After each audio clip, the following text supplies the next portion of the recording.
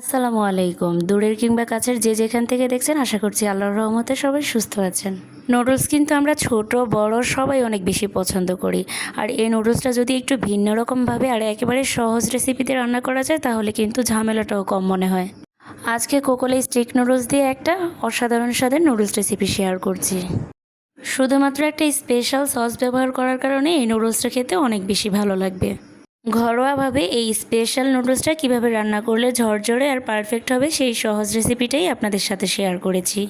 আশা করছি আপনাদের কাছে ভালো লাগবে। চলুন রেসিপিটা শুরু করি।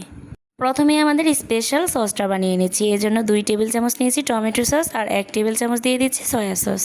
এরপর দিয়ে দিব নুডলসের সাথে যে মশলাটা ছিল সেই মশলাটা দিয়ে দিচ্ছি। এরপর এখানে একটা স্পেশাল মশলা ব্যবহার করছি। ম্যাগি স্বাদে ম্যাজিকের 1 প্যাকেট মশলা এখানে দিয়ে দিচ্ছি। আর এই মশলাটা দেওয়ার কারণেই নুডলসের স্বাদটা হবে অনেক বেশি মজার। 1/4 চামচ দিয়ে দিয়েছি চিনি। এখন এই সবগুলো মশলা ভালো করে একসাথে মিশিয়ে নিয়ে এক সাইডে রেখে দিচ্ছি। একটা কড়াইয়ের মধ্যে পরিমাণ মতো পানি দিয়ে দিচ্ছি আর স্বাদ মতো লবণ দিয়ে নুডলসটা সিদ্ধ করে নিব। পানিটা যখন পুরোপুরি ফুটে উঠবে তখন এর মধ্যে আমি নুডলসটা দিয়ে দিচ্ছি। এই নুডলসটা কোকোলা নুডলসের স্টিক নুডলস, আর এটা আমি 2 থেকে 3 ভাঙা দিয়ে দিয়েছি। পানির সাথে নুডলসগুলো ভালো করে মিশিয়ে নিচ্ছি আর এটা আমি 5 থেকে 6 মিনিটের মতো সিদ্ধ করে নেব। 5 থেকে 6 মিনিট পরে নুডলসটা একটা ছাঁকনির সাহায্যে ছেঁকে ঠান্ডা পানি দিয়ে ধুয়ে ঝরিয়ে রেখে দিতে হবে একটি স্ট্রেনারে। কড়াইয়ে পরিমাণ মতো তেল দিয়ে এর মধ্যে আমি একটা রসুনের কোয়া কুচি করে নিয়েছি আর 2টা মিডিয়াম সাইজের পেঁয়াজ কুচি করে নিয়েছি। এই দুটো এখন একসাথে দিয়ে দিচ্ছি। এই রসুন আর পেঁয়াজটা আমি নরম হওয়া পর্যন্ত ভেজে নিচ্ছি। এটা আমি 4 থেকে 5 মিনিটের মতো মিডিয়াম আঁচে ভেজে নিচ্ছি যাতে করে এর কাঁচা গন্ধটা দূর হয়ে যায়। 4 থেকে 5 মিনিট ভেজে নেওয়ার পরে এখন এর মধ্যে দিয়ে দিচ্ছি হাফ কাপ পরিমাণে গাজর কুচি। এরপর হাফ কাপ পরিমাণে দিয়ে দিচ্ছি টমেটো কুচি। টমেটো আর গাজরটাকে ভালো করে ভেজে নেব। 4 থেকে 5 মিনিট ভেজে নিলেই এগুলো নরম হয়ে যাবে।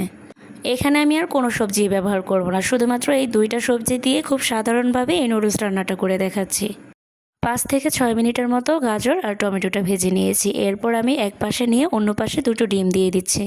এখানে আমি 1 প্যাকেট নুডলসের জন্য 2টা ডিম ব্যবহার করছি। এরপর ডিমটা ভালো করে নেড়ে চেড়ে ঝুড়ো ঝুড়ো করে নিব, তবে বেশি শক্ত করে ভাজা যাবে না, নরম করেই ভেজে নিতে হবে। দেখেই হয়তো বুঝতে পারবেন যে আমি অল্প একটু ভেজে নিয়েছি। তারপরে আমি টমেটো আর গাজরের মিশ্রণটার সাথে ডিমটা ভালো করে মিশিয়ে নিচ্ছি।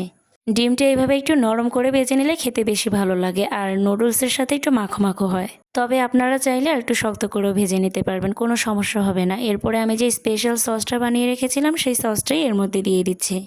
এখন সব কিছুর সাথে এই সসটা ভালো করে মিশিয়ে নেব। এরপর আমরা যে নুডলসটার পানি ঝরিয়ে রেখেছিলাম সেই নুডলসটাই এর মধ্যে দিয়ে দিচ্ছি। কোকোলা নুডলসটা একটু তাড়াতাড়ি সেদ্ধ হয়ে যায়, তাই এটা 5 থেকে 6 মিনিটের বেশি সেদ্ধ করতে যাবে না, তাহলে বেশি নরম হয়ে যাবে আর খেতেও ভালো লাগবে না। আর নুডলসটা সেদ্ধ করার পরপরই কিন্তু এটা ঠান্ডা পানি দিয়ে ভালো করে ধুয়ে এরপর পানি ঝরিয়ে একটা স্ট্রেনারে রেখে দিতে হবে যাতে করে এটাতে কোনো রকমের পানি না থাকে। যদি আপনারা এইভাবে রান্না করেন তাহলে নুডলসটা অবশ্যই ঝরঝরে হবে আর দেখতেও খুব ভালো লাগবে। নুডলসগুলো ভালো করে মিশিয়ে নিয়েছি আর দেখতেই পাচ্ছেন কতটা ঝরঝরে হয়েছে আর মাখো মাখো হয়েছে। এখন শুধু পরিবেশনের পালা। এই নুডলসটা দেখতে যতটা সুন্দর ছিল, খেতেও আলহামদুলিল্লাহ অনেক বেশি মজার ছিল। এইভাবে কিন্তু কোকোলা স্টিক নুডলসটা রান্না করলে অনেক বেশি ভালো হয় আর খেতেও অনেক বেশি ভালো লাগে। ছোট থেকে বড় সবাই এটাই অনেক বেশি পছন্দ করবে। রেসিপিটা ফলো করে একবার হলো বাসায় এইভাবে ট্রাই করবেন, অনেক বেশি ভালো লাগবে এই নুডলসটা খেতে। আশা করছি আমার আজকের রেসিপিটাও আপনাদের কাছে ভালো লেগেছে, আর ভালো লাগলে অবশ্যই লাইক কমেন্ট শেয়ার করে দিবেন। এইরকম মজার আর সহজ রেসিপিগুলো পাওয়ার জন্য আমার চ্যানেলটা সাবস্ক্রাইব করে সাথেই থাকবেন। যারা ফেসবুক থেকে দেখছেন অবশ্যই পেজে ফলো দিয়ে রাখবেন। এতক্ষণ ভিডিওটা দেখার জন্য অসংখ্য ধন্যবাদ। আজকের মতো এখানেই বিদায় নিচ্ছি। দেখা হবে আবারও নতুন কোনো সহজ রান্নার রেসিপি নিয়ে। আল্লাহ হাফেজ। আসসালামু আলাইকুম।